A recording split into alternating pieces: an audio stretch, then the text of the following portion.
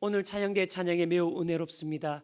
그 찬양대의 가사 한 부분을 서로 인사로 축복하고 격려하면 좋겠습니다. 당신의 구원자는 예수님이십니다. 이렇게 한번 서로 앞뒤자로 축복하겠습니다.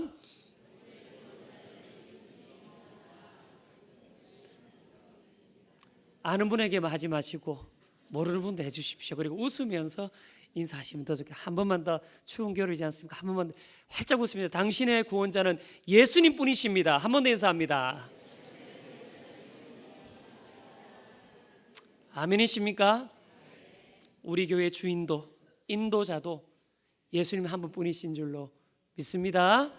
아멘입니다. 제가 이전에 한 목사님께 들었던 이야기인데 참 재밌는 이야기다 생각하며 기억하는 이야기가 하나 있습니다. 한 학교에서 시험을 쳤다는 겁니다. 시험을 쳤는데 시험 문제 중에 하나가 뭐냐, 생각하는 사람이라는 조각을 한 조각가가 누구냐. 제가 이전에 설교 시간에 한번 언급했죠. 정답은 그렇지요. 몇 분이 대답하셨습니다. 로댕입니다. 한 학생이 정답을 정확하게 적었습니다. 그런데 한 분단 떨어진 학생이 멀리서 그 정답을 컨닝을 한 겁니다. 근데 멀리서 하다 보니까 정확하게 안 보여서 어떻게 적었냐면 오뎅이라고 적었다는 겁니다. 근데 그 오뎅이란 답을 또 한 분단 떨어지는 학생이 또 컨닝을 했다는 거예요. 근데 컨닝할 때 똑같이 적으면 왠지 걸릴 것 같아서 머리를 써서 조금 바꿔 적었다는 거예요. 뭐라고 적었느냐, 덴뿌라라고 적었다는 겁니다. 옛날에 이런 표현 쓰지 않았습니까? 요즘엔 잘 쓰지 않지만 제가 이 이야기를 들으면서 참 재밌는 이야기다. 컨닝은 바람직하지 못한 일이지, 이런 생각도 들었는데 또 하나 무슨 생각이 들었냐면 참 말이라는 것이 잘 전달되기가 참 어렵다라는 생각이 들더라고요. 여러분 그렇지 않습니까?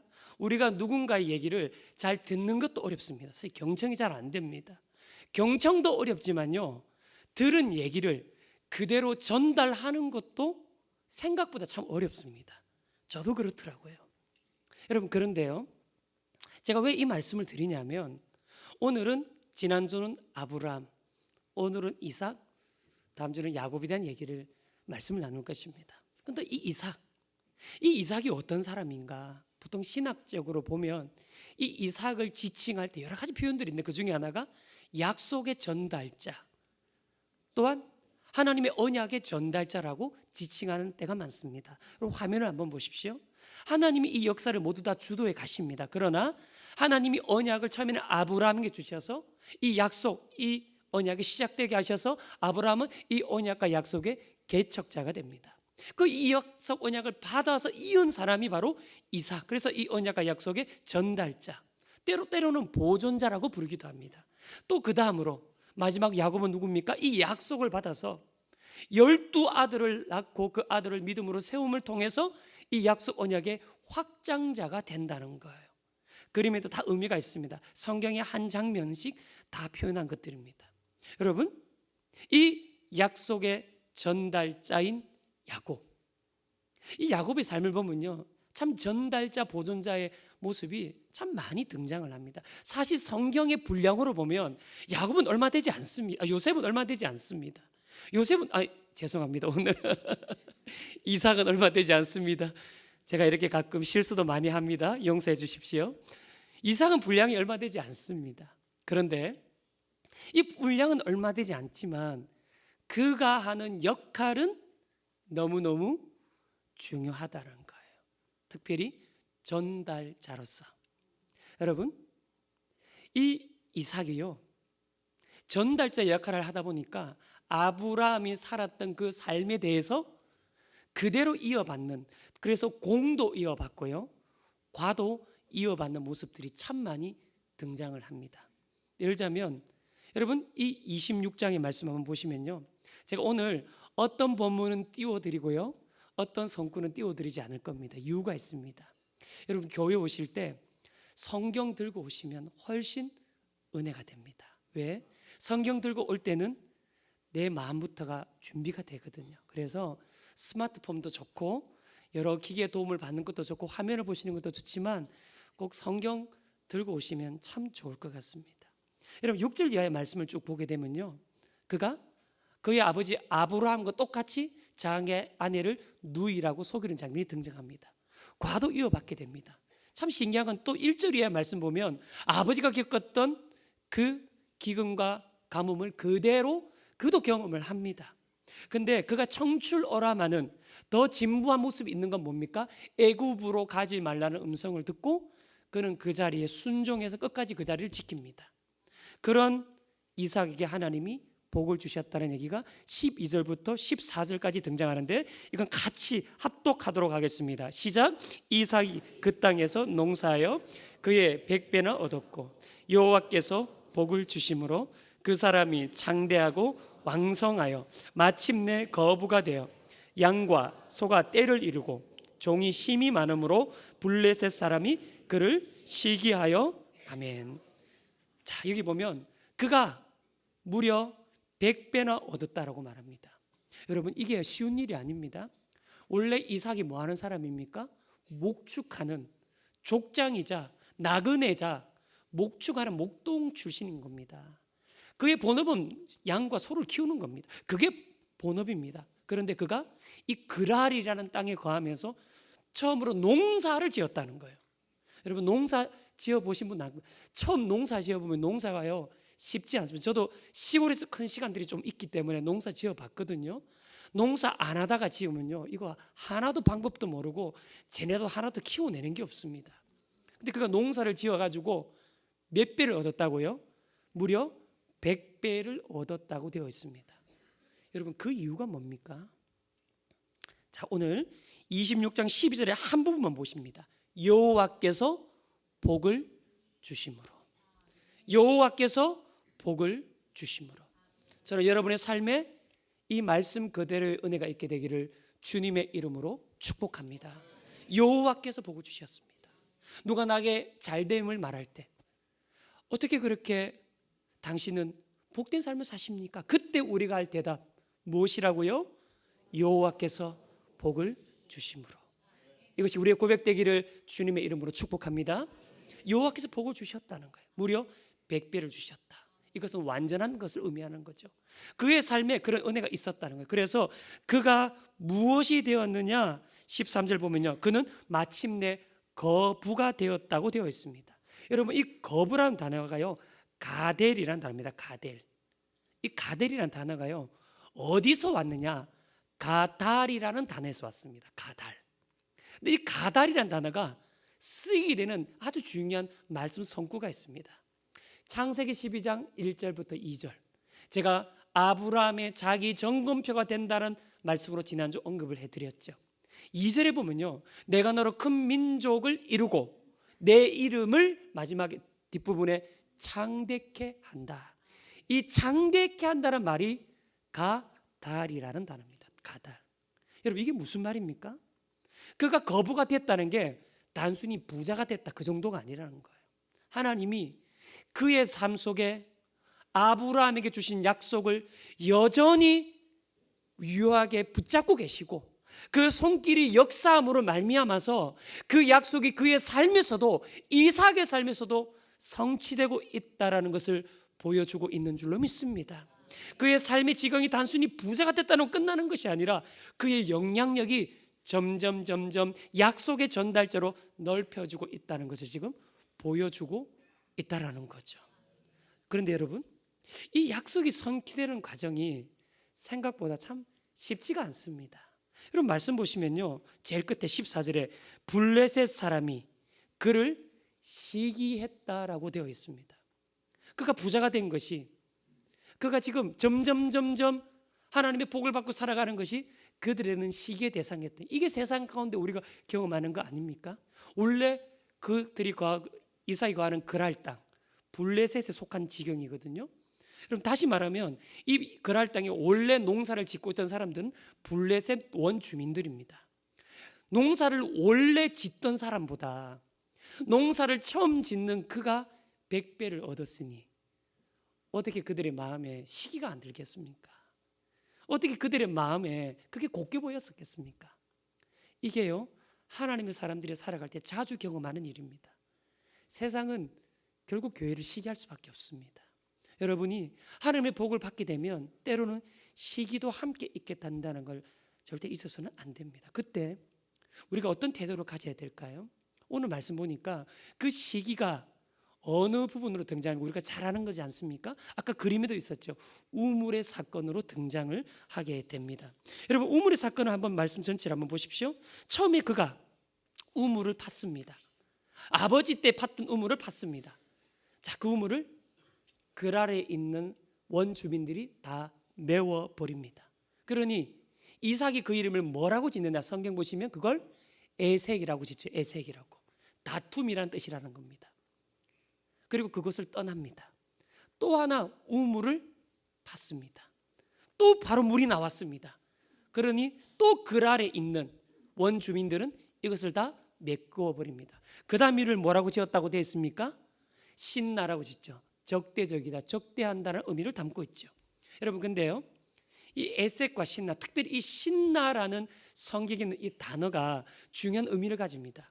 여러분, 신나라는 단어가 어디에서 왔느냐면 시트나라는, 히브리어로 원래 발음한 이 신나는 시트나라는 단어입니다. 시트나. 근데 이 시트나라는 단어는 또 어디서 왔느냐? 사탄에서 왔습니다. 사탄에서. 다시 말하면 지금 이삭이 경험하는 이 일들의 모든 다툼의 배후에는, 모든 분쟁의 배후에는 어떤 존재가 있다고요? 사탄이 있다는 거예요. 그런데 지금 이삭이 뭘 선택합니까? 그 배후에 사탄이 있다는 그가 알았는지 몰랐는지 그건 우리가 알 수 없지만 정확한 건 그 다툼의 자리를 벗어나 버린다는 거예요. 내려놓음을 가지고 그 다툼의 자리를 떠나버린다는 거예요. 내려놓음의 자세를 가지고 양보의 자세를 떠나버린다는 겁니다. 여러분, 우리가 다툼의 자리에 오래 있고 다툼의 상황에 내 삶을 계속 쓰게 되면 그 시간은 우리 인생에 의미 있는 시간이 될 수가 없습니다. 인생은 유한한 것입니다. 무한하지 않습니다. 사탄이 주장하는 그 시간에 우리를 허비할 수 없다라고 하는 거죠. 여러분, 마지막에 보십시오.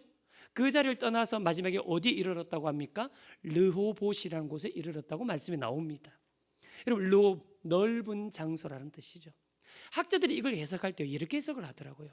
이 르호봇이라는 장소가 넓은 장소 맞다, 넓은 공간도 맞다. 근데 신나는 안 그랬고 에색은 안 그랬냐는 거예요.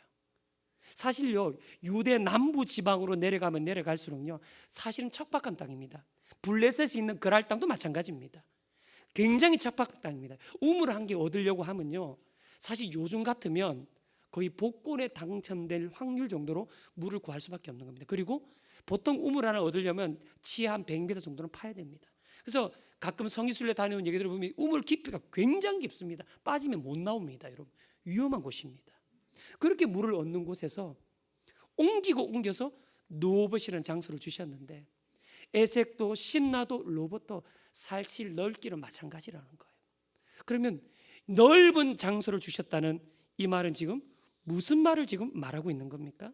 어떤 의미입니까? 여러분, 26장 22절 말씀 같이 한번 표준 세번 우리 앞을 보고 한번 읽겠습니다. 시작.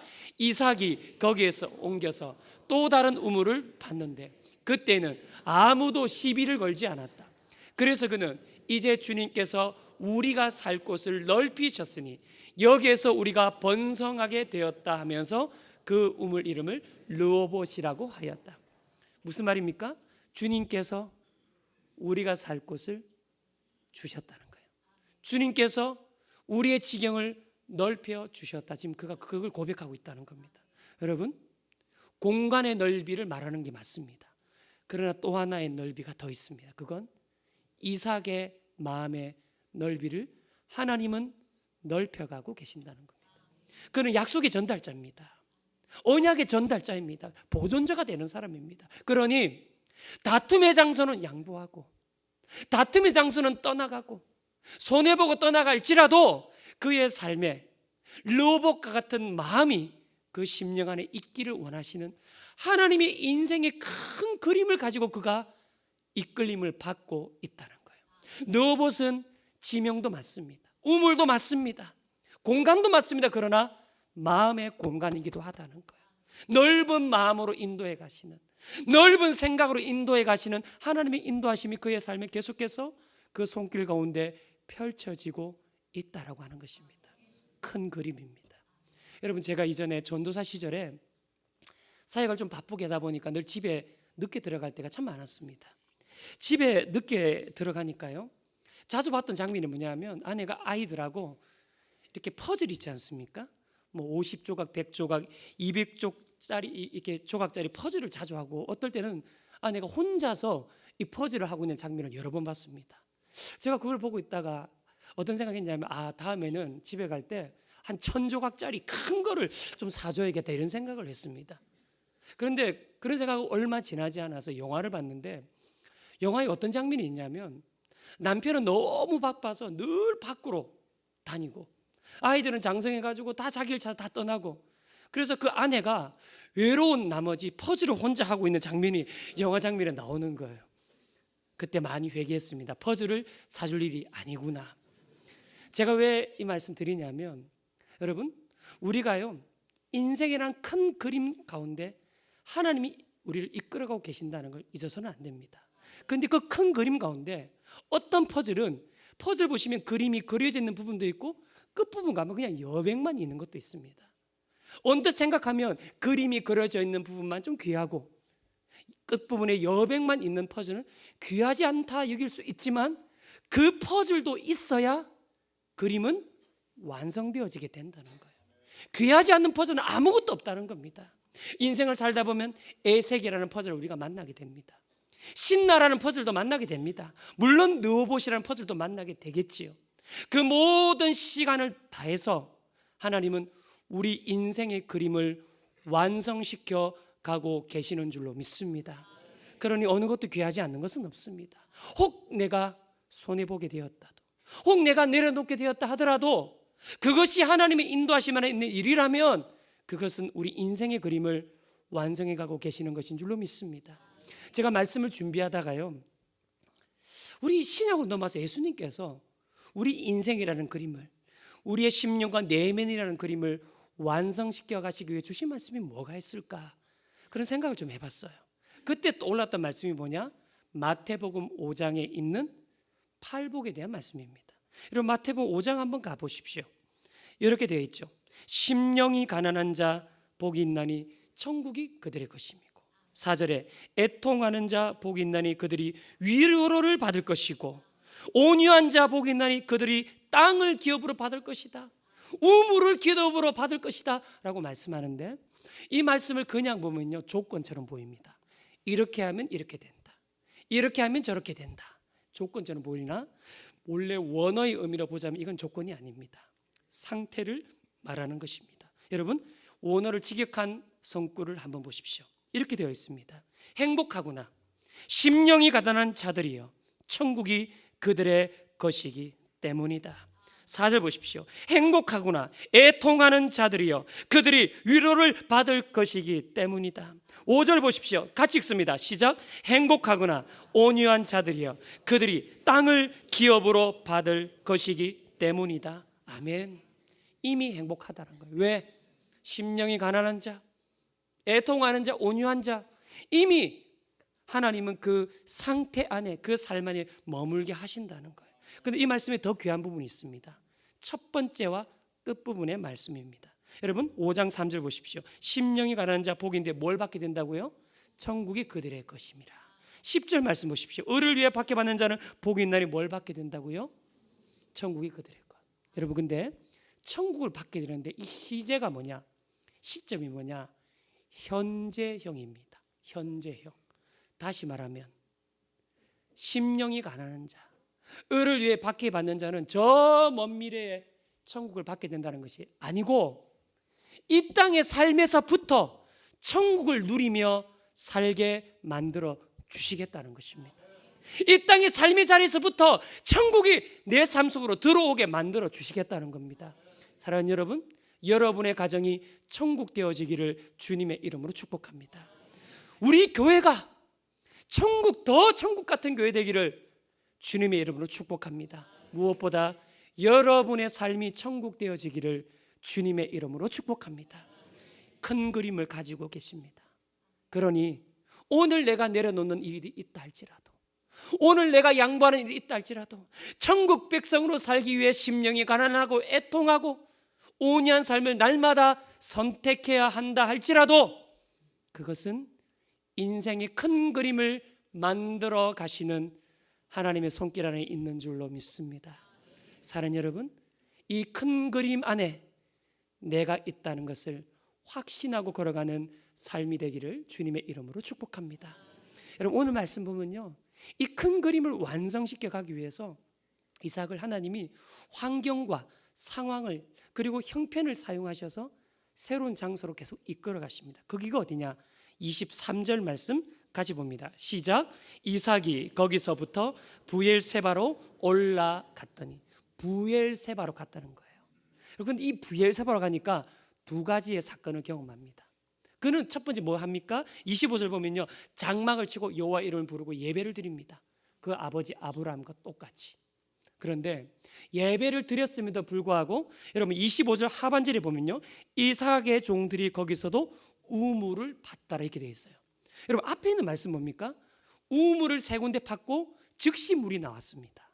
근데 여기는요, 우물을 팠는데 즉시 물이 나왔다는 말씀이 없습니다. 다시 말하면 남부 지역은 매우 물이 없는 지역이고 기근이 심한 지역입니다. 그러니까 물이 없다는 건 생존의 위협이 있다는 거예요. 부엘세바, 아버지가 예배했던 곳이고 나도 하나님을 예배하는 곳에 내가 왔는데 위험이 찾아왔다는 거예요. 또 하나가 있습니다. 26절 보십시오. 26절은 같이 봅니다. 시작. 아비멜렉이 그 친구 아우삭과 군대 장관 비골과 더불어 그랄에서부터 이삭에게로 온지라. 지금 아비멜렉이 왔다고 되어 있죠. 여러분, 이 아비멜렉이라는 것은 사람 이름이 아니라는 거 알고 계시죠? 이건 블레셋의 왕을 지칭하는 고유 명사입니다. 그래서 아버지 아브라함 때도 아비멜렉이 있고 이삭 때도 아비멜렉이 등장하는데 이렇게 오래 사냐 이게 아니고 다른 사람입니다. 여러분, 이러면 군대 장관 비골 있죠. 비골도 뭡니까? 군대 장관을 지칭하는 고유 명사입니다. 사람 이름 아닙니다. 그런데 아비멜렉이 찾아왔어요. 근데 왜 찾아온 겁니까 도대체? 혼자 온 것도 아니고 친구 아우삭, 동맹을 맺은 사람을 데리고 오고 또 군대 장관까지 데리고 왔다. 이게 무슨 말입니까? 무력 시위하는 겁니다. 지금 이삭을 위협하는 겁니다. 이 두 가지 사건, 어찌 보면요, 부엘세바 가서 잘된 게 하나도 없습니다. 우물도 안 나오고 있고 그런 상황에 갑자기 아비멜렉이라는 가장 위협적인 존재가 그거를 지금 찾아오고 있다는 거예요. 근데 이삭의 모습에서 참 귀해 보이는 한 장면이 있습니다. 바로 그 시간에 그 상황에 그가 쉽게 그 자리를 결론을 내리고 떠나버리지 않는다는 거예요. 그 자리를 쉽게 자기가 이런 상황이구나 판단을 내리고 그 자리를 떠나버리지 않았다는 것입니다. 사랑하는 여러분, 신앙에서 우리가 가져야 될 아주 중요한 자세가 하나 있습니다. 하나님보다 우리가 먼저 결론 내려서는 안 된다는 겁니다. 하나님보다 우리가 먼저 답을 내려서는 안 된다는 겁니다. 여러분, 답은 누가 내리시는 겁니까? 결론은 누가 내리시는 겁니까? 하나님이 내리시는 줄로 믿습니다. 하나님이 내리는 결론이 진짜 결론입니다. 교회를 향해서도 그렇고 내 삶을 향해서도 그렇고 우리 가정을 향해서도 그렇고 나의 자녀를 향해서도 그렇고 내 미래를 향해서도 그렇고 답은, 결론은 하나님이 내리시는 줄로 믿습니다. 여러분, 오늘 말씀 보십시오. 우리가 읽었던 본문의 말씀 어떻게 하나님이 역사하십니까? 여러분 28절 29절 한번 보십시오. 뭐라고 고백합니까? 그 아비멜렉이, 사실은 그는 무력시를 하고 있는 겁니다. 그러나 결국은 그 입술에서 뭐라고 고백합니까? 여호와께서 너와 함께 계심을 우리가 어떻게 해요? 분명히 보았으므로. 29절 하반절에는 너는 여호와께 뭘 받았다고요? 복을 받은. 그리고 이어지는 이후의 말씀 보면 그 땅을 너에게 준다는 계약을 맺게 됩니다. 여러분, 이 결론, 아비멜렉의 입을 통해 나오게 하신 이 놀라운 하나님의 결론, 이것이 우리가 듣게 될 결론 되기를 주님의 이름으로 축복합니다. 이렇게 결론을 만들어 가시는 겁니다. 그리고 이 땅을 이제 정식적으로 계약을 맺게 되는 겁니다. 여러분, 이게요 굉장히 중요한 겁니다. 여러분, 창세기 12장을 보십시오. 하나님께서 아브라함에게 땅을 주셨습니다. 지시할 땅으로 가라고 하셨습니다. 아직 땅을 얻은 게 아닙니다. 창세기 23장 보십시오. 막벨라 굴을 통해서 사라를 장사하는 굴 하나를 얻게 됩니다. 그러나 땅을 얻은 건 아닙니다. 그런데 창세기 26장이 오게 되면서 드디어 하나님이 말씀하신 약속의 땅, 그 언약의 땅을 첫 번째로 가시적으로 얻게 되는 때가 언제냐? 창세기 26장 바로 이 장면이라는 겁니다. 여러분, 이스라엘 전체의 국토를 말할 때 우리나라 같으면 보통 백두산에서 한라산까지 이런 표현을 많이 쓰죠. 이스라엘 백성은 무슨 표현을 많이 씁니까? 저 단에서부터 부엘세바까지, 단에서부터 부엘세바까지. 바로 이삭이 미리 결론 내리지 않고 믿음의 길을 걸어간 그 시작점을 통해 하나님의 약속의 땅의 지도를 지금 큰 그림을 완성해 가고 계신다는 것입니다. 사랑하는 여러분, 우리 인생을 향한 하나님의 큰 그림이 있는 줄로 믿습니다. 우리가 예단해서는 안 됩니다. 교회를 향해서도 마찬가지입니다. 답은 우리가 내리는 게 아닙니다. 담임 목사인 저도 충정교회의 모든 답을 알고 있지 못합니다. 그러나 하나님은 알고 계시는 줄로 믿습니다. 답을 내리는 자리에서 내려와서, 결론을 내리는 자리에서 내려와서 하나님이 답을 내리심을 우리가 여유를 가지고 믿음으로 걷게 되면 답은 하나님이 주신다는 거예요. 답을 미리 내리게 되면 어떻게 됩니까? 하나님이 주실 그 그림을 우리는 바라보지 못하게 됐기 때문에 그렇습니다. 여러분, 제가 말씀 준비하면서 생각난 찬송가 하나가 있습니다. 찬송가 302장 이렇게 되어 있습니다. 내 주 하나님 넓고 큰 은혜는 저 큰 바다보다 깊다. 너는 곧 닷줄을 끌러 깊은 데로 저 한가운데로 가보라. 큰 그림이 있다는 얘기 아닙니까? 근데 2절의 가사는 뭡니까? 왜 너 인생 거기서 저 큰 바다 물결 보고 그 밑 모르는 깊은 바다 속을 한번 헤아려 안 보나? 3절 보십시오. 많은 사람이 얕은 물가에서 저 큰 바다 가려다가 찰싹거리는 작은 바다 보고 마음 약하여 못 가네. 저는 이런 실수 너무 많이 했던 것 같습니다. 작은 그 파도 하나 보고 끝났다, 안 된다. 여러분, 혹시 이런 실수 하지 않습니까? 하나님의 은혜 바다가 있습니다. 큰 그림이 있다는 것입니다. 4절 자곧 가거라 이제 곧 가거라 큰 은혜 바다 향해 언덕을 떠나 창파에 배 띄워 주 예수 은혜 바다로 내 맘껏 저 가라. 이것이 여러분의 삶이 되기를 주님의 이름으로 축복합니다. 제가 충정교회 부임하기 전에 유튜브 영상을 통해서 예배를 통해 은혜 받고 목사님 말씀 통해 원로 목사님 말씀 통해 은혜를 받았습니다. 원로 목사님 말씀 전하시면서 한번 어느 말씀에서 백문일답이라는 것을 말씀하셨습니다. 그런데 제가 이 백문일답은 제게 너무너무 의미가 있는 것입니다. 왜냐하면 1996년 제가 이 백문일답이라는 걸 처음 만드신 그 김준곤 목사님, 그리고 만여 명의 청년들이 모여있는 그 수련회 장소에서 바로 예수님을 인격적으로 만났기 때문입니다. 하늘에서 비가 끊임없이 내렸고 그 만여 명의 청년들도, 그리고 말씀을 전하는 노년의 목사님도 그 비가 내리는 거에 아랑곳하지 않고 같은 질문을 하고 같은 대답을 하고 같이 말씀 듣고 기도하는 중에 예수님을 깊이 만나게 됐습니다. 여러분, 그때 그 목사님이 하시던 그 생생한 목소리 아직도 귓전을 맴돌고 있습니다. 오늘 우리 같이 한번 해보면 좋겠습니다. 이전에 기억하고 계실 겁니다. 어떤 질문을 해도 답은 뭡니까? 예수 그리스도. 한번 질문합니다. 우리 생의 주인은 누구십니까? 우리 인생의 목표는 누구십니까? 이 자리로 불러주신 분은 누구십니까? 어떻게 영원한 생명을 얻을 수 있습니까? 소망으로 바꿔질 수 있는 이유는 무엇입니까? 누가 우리를 향하여 놀라운 계획을, 그림을 가지고 계십니까? 우리의 꿈과 희망은 무엇입니까? 불러도 지치지 않는 이름은 누구십니까? 맞습니까? 아멘이십니까? 예수님이 모든 질문에 답이 되십니다. 예수님이 모든 인생의 의문에 답이 되시는 줄로 믿습니다. 사랑하는 여러분, 답은 하나님이 내리십니다. 답이 되시는 예수님이 내려주시는 줄로 믿습니다. 우리는 그때까지 믿음의 여유를 가지고 믿음의 길을 걸어가면 됩니다. 심령이 가난한 자가 되어 애통하는 자가 되어 천국 백성과 같이 걸어가면 오늘 천국을 누리게 하실 뿐만 아니라 답을 주시는 주님께서 우리 인생의 그림도, 우리 교회의 그림도 완성시켜 가시는 줄로 믿습니다. 이런 인생의 그림이 완성되어 가는 은혜의 자리에 있게 되기를 주님의 이름으로 축복합니다. 축복합니다. 기도하겠습니다.